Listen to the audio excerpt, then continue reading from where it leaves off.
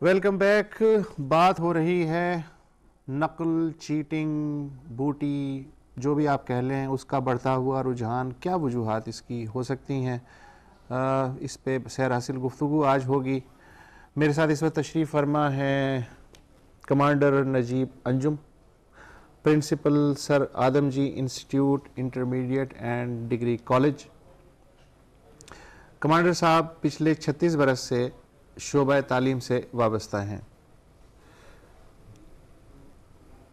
ہم جو یہ گفتگو کر رہے ہیں کہ طلبہ چیٹنگ کیوں کرتے ہیں، کیا اس سے پہلے یہ سوال مناسب ہوگا کہ نظام تعلیم جس طرح چلایا جا رہا ہے اور جو لوگ چلا رہے ہیں، یہ خود تعلیم کے نام پہ ایک بہت بڑی چیٹنگ ہے؟ جی ہاں، یہ آپ نے بالکل صحیح اس امر میں کی نشاندہی کی ہے. مسئلہ در حقیقت یہ ہے کہ پچھلے 62 سال سے جب سے پاکستان ماریز وجود میں آیا ہے، اس ملک میں تعلیم کے ساتھ مذاق کیا گیا ہے. مختلف قسم کے syllabus, courses, curriculums, government schools, private schools میں ایلیٹ اسکولز اور گلی اور محلوں کے اسکولز، اور اس کے علاوہ اور کئی سسٹمز یہاں پر چل رہے ہیں، اور کبھی بھی صحیح سمت میں کسی نے نشاندہی کرنے کی کوشش ہی نہیں کی، اور جس کا خمیازہ ہم آج بھگت رہے ہیں. اور مجھے نہیں معلوم کہ آئندہ ہم کس روش پہ چلیں گے، اور ہمارے نوجوان جو کہ ہمارا اثاثہ ہے. یہ تو ہے، یہ تو ظاہر ہے کہ بات سمجھ میں آ رہی ہے جو آپ کہہ رہے ہیں. یہ جو نظام تعلیم ہے، پچھلے 30 سال میں جو زوال آیا ہے، اس کی موٹی موٹی نشانیاں کیا ہیں؟ ظاہر ہے کہ مجموعی طور پہ افسوس کرنے سے تو کچھ نہیں ہوگا نا، جب تک ہم مثالوں میں نہ دیں. دیکھیے، اس کی سب سے بڑی وجہ تو ہے نااہل اساتذہ اور نااہل وہ بیوروکریسی کے ایلیمنٹس. کہاں سے آ گئے؟ یہ اس لیے آ گئے کہ جب ہم اگر اس پہ ہم تھوڑا سا پیچھے جائیں تو ایک زمانے میں صرف یہ گورنمنٹ اسکولز ہوتے تھے، اور جو ریاست کی جو ذمہ داری ہے وہ اس طرح نبھائی جا رہی تھی کہ جو اساتذہ تھے وہ اپنا کام کر رہے تھے، اور تعلیم کو انہوں نے نالج کے ساتھ جوڑا ہوا تھا. لیکن المیہ یہ ہوا ہمارے ملک میں کہ آہستہ آہستہ یہ جو تعلیم اور نالج کا اور آپس میں جو رشتہ تھا، یہ ٹوٹتا چلا گیا. سر کیسے ٹوٹتا چلا گیا؟ اس کی وجہ یہی، جیسے میں نے آپ سے عرض کیا کہ پولیٹکس آ گئی بیچ میں. کیا آ گیا؟ مافیا آ گئی؟ کیا ہوا؟ کیا پولیٹکس اس لیے آ گئی کہ تعلیم جو ہے، اس کے اندر سب سے زیادہ جو ریکروٹمنٹ ہے وہ اس ملک میں موجود ہے.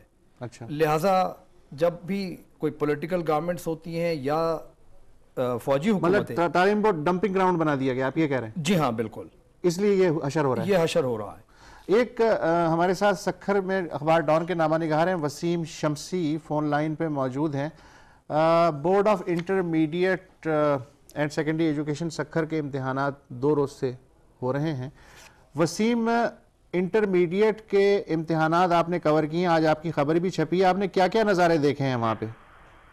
یہ نظارے آج نہیں دیکھے، بلکہ گزشتہ 8-10 سال سے ہم تو انٹیریئر سندھ میں مسلسل دیکھتے آ رہے ہیں. اور خاص کر میں سکھر کی بات کروں گا کہ بورڈ کے چیئرمین محبوب شیخ صاحب یا تقریباً 10 سال سے ہیں.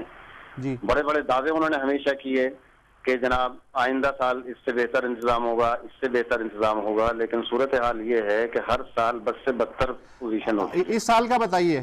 اس سال میں یہ ہے کہ سابقہ سالوں سے کہیں زیادہ نقل پائی جاتی ہے. سیاسی طور پہ جو بھرتیاں ہیں انویجیلیٹرز کی، اس وقت پوزیشن یہ ہے کہ سیاسی پارٹیوں کے کارکن وہاں موجود ہوتے ہیں بورڈ پہ، اور اپنی مرضی کے انویجیلیٹرز انٹیریئر کے اندر لگوائے جا رہے ہیں. جو انٹر ایک ایسا کورس ہے کہ انٹر پاس کرنے کے بعد کوئی میڈیکل میں جاتا ہے، کوئی انجینئرنگ میں جاتا ہے. یہ بڑا بیس ہوتا ہے ہائر ایجوکیشن کے. آپ نے دیکھیں ایگزامینیشن سینٹرز کے دورے کیے، وہاں کیا کیا دیکھا آپ نے؟ میں یہ جاننا چاہ رہا ہوں. وہاں میں نے یہ دیکھا کہ جیسے آج کا ایک ہے girls guides, girls higher secondary school Barrage Colony ہے. یہاں پہ آج بایولوجی کا پرچہ تھا، نقل تو بے انتہا تھی. اس کے ساتھ ساتھ یہ ہوا کہ وہاں پہ پرچہ 40 منٹ لیٹ دیا گیا، 15 منٹ پہلے لے لیا گیا. چیخو پکار پر ان کو سزائیں بھی دی گئی، مار پیٹ بھی کی گئی. نقل کا یہ رجحان ہے کہ جو وہاں پر اسٹاف ہے، انویجیلیٹرز ہیں، پولیس ہے، انتظامیہ ہے، سیاسی کارکن ہے، بلا روک ٹوک صحافی کی جانب پہ پابندی ہے. صحافی نہیں جاتا، وہ اندر بلا روک ٹوک اندر پرچے چل رہے ہیں. گائیڈ سے باہر رکھی ہوئی ہیں.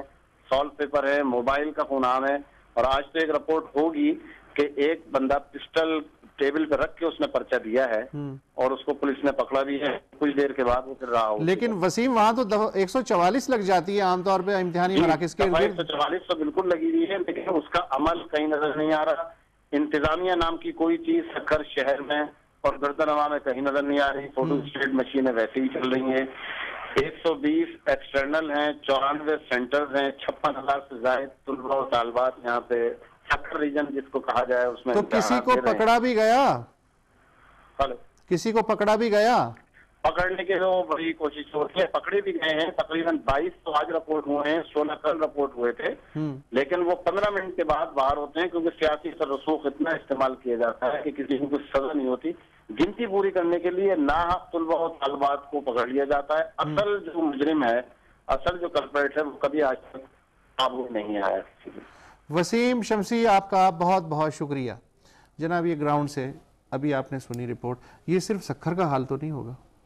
नहीं, देखिए ये हाल आपको तमाम सिंध में मिलेगा बशमूल कराची, लेकिन इसकी हमें वजूहात पे जाना पड़ेगा, तब कहीं जाके हम इस नकल के रुझान को काबू में ला सकते हैं। अब आप ये देखिए कि अगर कॉलेजों में पढ़ाई नहीं हो रही है तो अब ये जिम्मेदारी किसकी है? क्या सिर्फ बच्चों ही की है कि अगर वो नकल करने बैठ गए हैं? ज़ाहिर है इसमें वालिदैन और असातिज़ा तमाम लोगों की जिम्मेदारी है। इसी जिम्मेदारी पे हम एक वक्फा ले लें, उसके बाद बात करते हैं। वक्फा।